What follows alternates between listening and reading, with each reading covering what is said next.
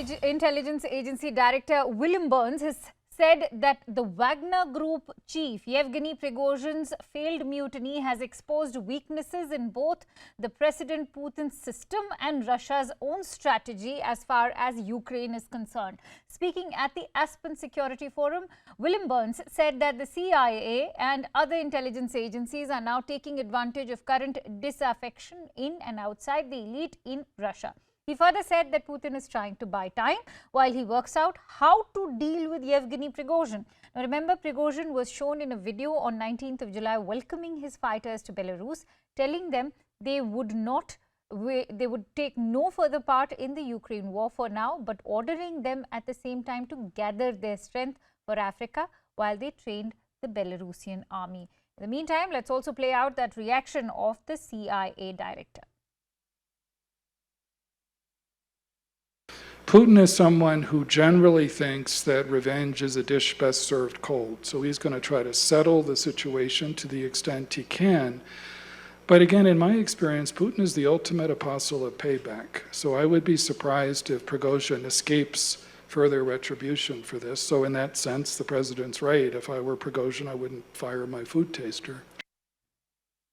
Meanwhile, Russian missiles have hit grain terminals at an agricultural enterprise in the Odessa region in a fourth successive night of airstrikes on southern Ukraine, most of them targeting these grain terminals, in fact. Odessa's regional governor, Oleg Kuiper, has said that 2 people had been hurt in this attack on an agricultural enterprise, but did not specify exactly where in the region this enterprise was particularly located.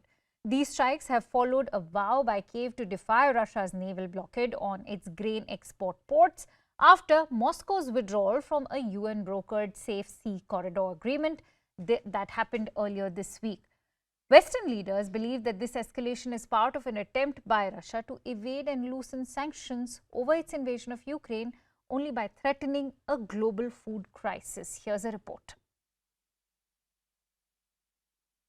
Russia attacked Ukrainian food export facilities for a 4th day in a row on Friday and practiced seizing ships in the Black Sea. Emergencies Ministry photos of the aftermath show fires burning and crumpled buildings that look to be storehouses. The strikes follow a vow by Kiev to defy Russia's naval blockade on its grain export ports, after Moscow's withdrawal from a UN-brokered Safe Sea Corridor agreement earlier in the week. Western leaders believe this escalation is part of an attempt by Russia to evade and loosen sanctions over its invasion of Ukraine by threatening a global food crisis. Moscow claims the attacks are revenge for a Ukrainian strike on a Russian-built bridge to Crimea, the peninsula illegally annexed by Moscow in 2014. Meanwhile, Russia's Defense Ministry's Black Sea Fleet practiced firing rockets at, quote, floating targets and apprehending ships. As part of a 2-vessel strike unit in the Black Sea, we performed drills of a missile strike against a simulated enemy. The combat drill deployed a cruise missile. The strike was successful. The simulated enemy was destroyed. Стрельба произошла успешно, условный противник был уничтожен. Russia said it would deem all ships heading for Ukrainian waters to be potentially carrying weapons from Thursday. Washington believes this means they might attack civilian shipping. Moscow's ambassador to Washington denies any plan to attack ships. The attacks and perceived threat to shipping drove up prices of benchmark Chicago wheat futures towards their biggest weekly gain since the invasion, and traders are also worried about supply. Moscow says it will not participate in the year-old grain deal without better terms for its own food and fertilizer sales. Escalations continued elsewhere too on Friday. A Polish broadcaster reported that a military reconnaissance drone of unspecified origins crashed near a base in the southwest of the country earlier this week. NATO member Poland has been reinforcing its border with Belarus, where Russia's Wagner mercenary force has taken up residency after a failed mutiny last month. Those living in villages near Poland's border with Belarus said they were fearful, having heard military exercises the day before. Belarus's defense ministry said mercenaries from Russia's Wagner group had begun training Belarusian special forces just a few miles from the border. Тільки за 4 дні цього тижня, з понеділка, російські терористи вже In just 4 days of the week since Monday, Russian terrorists have already used almost 70 missiles of various types, almost 19 Shaheds, against our state and largely against Odisha and Odisha region. 90 шахедів. Звичайно, нашим воїнам вдалося збити частину. Our soldiers managed to shoot down some of the enemy missiles and drones, and I thank each of our sky defenders for this. But unfortunately, the capacity of Ukrainian air defense is not yet enough to protect the entire Ukrainian sky. Працюємо з партнерами заради додаткових комплексів ППО, які можуть дати спокій. We are working with our partners as actively as possible to add additional air defense systems that can give peace and security to Odessa and all other cities and communities of our country. Знову і знову дякую працівникам наших портів, загалом транспортної інфраструктури. We have already explained the situation on the explosion near the Chinese Consulate General in Odessa.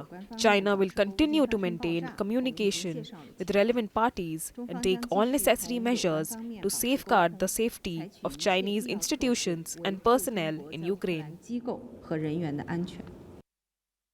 All right, Valentin Yakushik, who is the chairman of the Supervisory Board of Ukrainian Institute of Politics, is joining me live right now. Many thanks to you, Mr. Yakushik, for joining in on the newscast. Now, let's begin first by what the CIA director has to say. William Burns has said that Mr. Putin may wait to exact revenge. How do you assess what the director of CIA is saying? Well, we should understand the director of CIA from America has his own and his country agenda. The agenda is a geopolitical fight with the main military opponent of the United States, and that's what he expresses, and his version of what is Mr. Putin's attitude. Well, I think it's only partially correct and probably in many aspects incorrect. But when you look at what is happening in Russian military, you should look from Indian perspective, what you can learn, because you Indians, you do not have a geopolitical competition with Russia. So let us look at this from theoretical and practical point of view, what you can learn from this. First, Russia is using American tactics of Blackwater, which later became Academy, private company. Does India need private military? Well, probably not, because you see what happens with this. If you use them abroad, as America is doing, they have some success. They manage to hide some aspects of expenses from the budget and some other issues. So maybe India can use such private companies in some smaller actions, similar like it was in Sri Lanka some time ago. All right. There is a big problem if you use them in the country. But Russia is different from India. Russia was not a normal country. It is a captured country by oligarchs and corrupt businessmen. India is a normal country. But in this case, anyway, there is a danger what happened in Sudan when military are in conflict with private companies. So this should be avoided. No, I don't think India would need private companies to fight their battles because our army is big enough. But having said that, Professor Yakushik, let's talk about what the Wagner mercenary group brings to the table for Putin, because let's not forget that they still have value for Russia's leadership in places like Africa, Libya and Syria. And so it is likely that Putin would try and separate the group from its leader, even if it wants to get rid of the leader, that's Yevgeny Prighozin.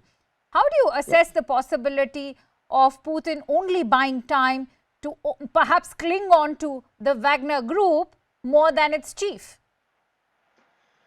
Well, Putin tried to do it, disattach the two leaders of private military company, of Mr. Prigozhin and Mr. Utkin, who is a very talented military commander, much more talented than Prigozhin. Prigozhin is more like a manager. For Putin, it's not pleasant that such people rose against him, but he knows the ancient art of war and ancient political knowledge and skills. What you have in India in Arthashastra and in Mahabharata. Right. So you can use your competitors for some positive for your plans reasons. So that's what he is doing. Yeah, as you mentioned, he can use these persons in Africa, in Arab world, and in Belarus. Because he's creating problems for Ukraine and Belarus and for Poland. So probably Russian president will not get rid of these two prominent military private company activists, Mr. Utkin and Mr. Prigozhin. All right. If nothing happens like what happened today with the former chief of separatist Donbas movement, yeah, who was arrested, Strelkov, it seems that Russian leader will keep Prigozhin as a threat to his opponents within Russian bureaucratic machine. This is my supposition. I do not know all aspects of the existing correlation in Russian military and bureaucratic All right, Professor, structure. I'm running short of time, and I quickly want to also touch upon the Russian attacks on the grain terminals that have been taking place in the last few days ever since Russia exited that grain agreement. How the global supplies of grain are plentiful at the moment, but we all know that it's a huge risk as well, not just to the food security of the world, but also to wheat prices. Could you throw more light on what happens if this deal is not restruck? Well, in my personal view, there is nothing happening in the world food market, only prices will go up. What are the results? The results are for Ukraine. It is a tragedy for Ukraine what has happened. It's destruction of Ukrainian port infrastructure, destruction of Ukrainian grain and oil, food oil, yeah, sunflower oil exports.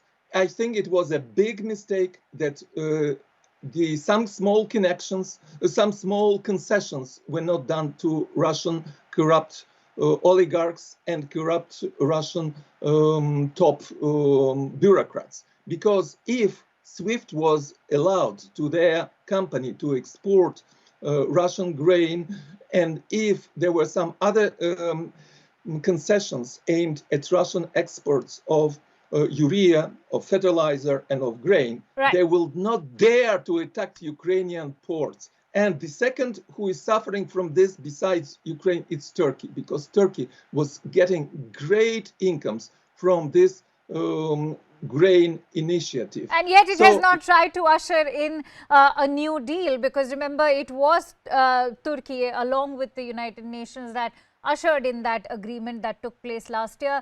He was hoping that actually Turkey manages to intervene and strike a new deal with Russia and Ukraine.